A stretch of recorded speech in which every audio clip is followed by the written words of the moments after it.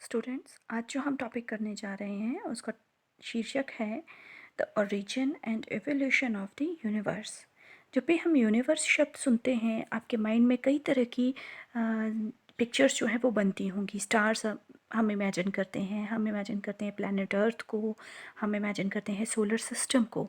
ठीक है, लेकिन ये सब चीज़ें जो हैं ये एग्जिस्ट हुई कैसे, ये अस्तित्व में कैसे आई, उसको आज हम पढ़ेंगे कि क्या क्या थ्योरीज उससे रिलेटेड हमारी चैप्टर में इसमें दे रखी हैं।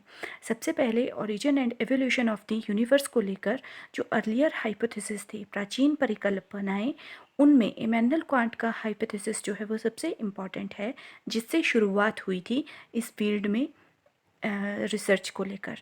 ठीक है, तो अर्लियर हाइपोथेसिस, सबसे पहले तो आप बहुत से बच्चे ऐसे होंगे जो हाइपोथेसिस शब्द ही पहली बार सुन रहे हैं। हाइपोथेसिस हमारे बेसिकली परिकल्पनाएं होती हैं जो किन्हीं वैज्ञानिक प्रमाणों पर आधारित होती हैं। हमारे पास ये एक तथ्य होते हैं हाइपोथेसिस। ठीक है, तो पुरानी परिकल्पनाओं में इमैनुअल कांट की जो परिकल्पना है वो सबसे इम्पॉर्टेंट मानी जाती है। इमैनुअल कांट ने ये परिकल्पना 1755 में दी थी। उसके बाद इसे थोड़ा सा परिवर्तित रूप प्रदान किया 1796 में लाप्लास ने, जिसे फिर फाइनली नाम दिया गया नेबुलर हाइपोथेसिस।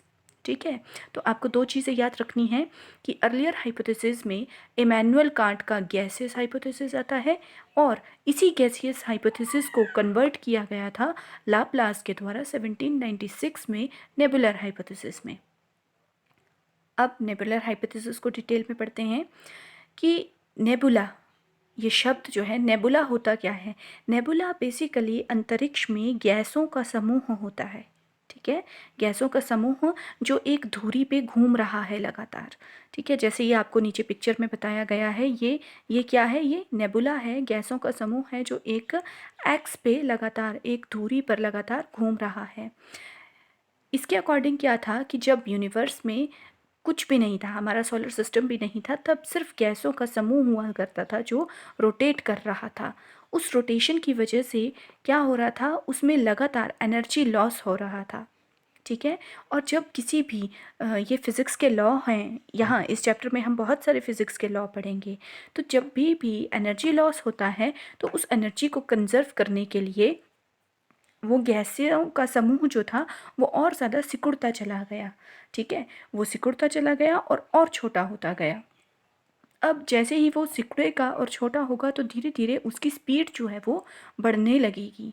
ठीक है, और स्पीड बढ़ने के साथ साथ क्या है, उसमें अभिकेंद्रीय बल जो है उसकी वजह से उसके सेंटर में उभार उत्पन्न होने लग पड़ते हैं। जैसे हम अर्थ की जो नॉर्मल शेप देखते हैं, आप नॉर्मली अर्थ को कैसा देखते हैं, राउंड नहीं देखते हैं। इक्वेटर लाइन से कैसा है, थोड़ा सा उभरी हुई है, ये रही ना इक्वेटर लाइन। तो ये क्या है, किसकी वजह से, अभिकेंद्रीय बल के कारण है। अभिकेंद्रीय बल, अभिकेंद्रीय बल होता है सेंटर से दूर जाने की प्रवृत्ति। जो गैसों का समूह था वो क्या हो रहा था, वो लगातार घूम रहा था ग्रेविटेशनल पुल के कारण। ग्रेविटी क्या है, यहाँ पे देखिए, ये दो टर्म्स को क्लियर करते हैं। पहले तो ग्रेविटी है आपका सेंटर की तरफ को आना, और अभिकेंद्रीय बल यानी सेंट्रीफ्यूगल फोर्स है केंद्र से दूर जाने की प्रवृत्ति। ठीक है, इसको अगर मैं आपको सिंपली अगर समझाऊं तो जो आपका गुरुत्वाकर्षण होता है, गुरुत्वाकर्षण है सेंटर की तरफ को आना। ठीक है, और सेंट्रीफ्यूगल है सेंटर से दूर जाने की प्रवृत्ति। ठीक है, आप इसको ऐसे ही याद करेंगे कि ग्रेविटी है सेंटर की तरफ को आना, और सेंट्रीफ्यूगल यानी अभिकेंद्रीय बल है सेंटर से दूर जाना। तो इस अभिकेंद्रीय बल की वजह से क्या हुआ, जो आपका पूरा गैसों का घूमता हुआ बादल था उसमें क्या होने लगा, बीच में ये उभार उत्पन्न होने लगे। यहाँ पे क्या लग रहा है, यहाँ पे लग रहा है सेंट्रीफ्यूगल फोर्स, और जो ये वाले किनारे हैं यहाँ पे लगता है आपका सेंट्रीपिटल या ग्रेविटेशनल पुल।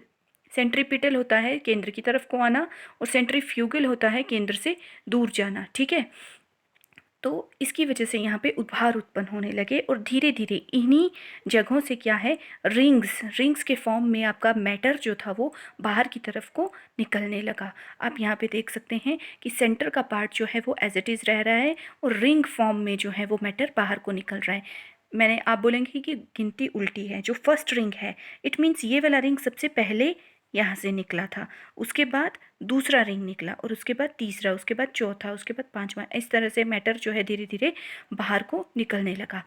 और ऐसी ही कुछ इसी प्रोसेस के बाद जो था हमारा सोलर सिस्टम जो था वो अस्तित्व में आया। तो अगर आज के टाइम पे आप सोलर सिस्टम को देखें तो सेंटर में क्या है, सूरज है, ठीक है। और ऐसे ही लेयर्स में क्या है, हमारे प्लैनेट जो हैं वो लगे हुए हैं एक ही लाइन में, ठीक है। तो आई होप आपको ये थोड़ा सा क्लियर हुआ होगा। अगर आपको प्रॉब्लम आ रही आएगी इस टॉपिक में तो आप दोबारा मुझे बताएंगे।